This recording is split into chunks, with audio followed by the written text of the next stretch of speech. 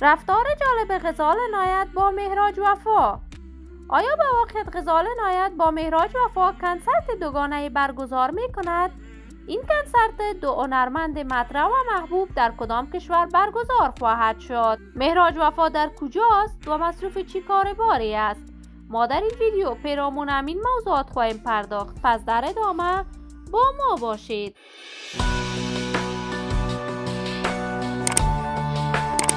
سلام، شما را خوش آمدید میگم به یکی دیگر از ویدیوهای جذاب کانال دنیا اینفو. برای حمایت از من علامت سابسکرایب را فشار دهید تا از ویدیوهای دیگر کانال ما هم آگاه شوید.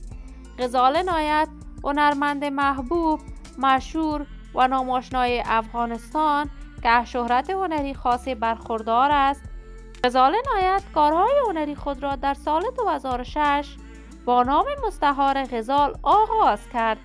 هرچند نام اصلی غزال عنایت یلدا می باشد، غزال نه تنها هنرمند خانواده اش است بلکه دو خواهر دیگرش هم هنرمندان خوبی هستند. غزال عنایت همیشه کنسرت های مشترک با هنرمندان بیشمار افغانستان برگزار کرده و جدیداً به درخواست شبکه جهانی توتی غزال عنایت با مهراج وفا قرار است کنسرت مشترک را در شهر دوشنبه تاجیکستان برگزار کند. این همه در حالی است که مهراج وفا، هنرمند محلی خانه کشور که با سرودن آهنگ مهتاب می شود نو در میان جوانان افغانستان شهرت خاصی پیدا کرده است و مهراج وفا در کشور ایران زندگی می کند و در آنجا هم به کارهای هنری خود ادامه داده است. مهراج وفا با کمال میل برگزاری این کنسرت را با غزال عنایت پذیرفته است، ولی تاکنون زمان دقیق برگزاری این کنسرت معلوم نیست. ما هم آرزوی موفقیت، سلامتی و کامیابی برای تمامی جوانان کشور خود داریم. دوستان نهایت عزیز، شما هم نظریاتتان را در بخش کامنت با من شریک بسازید.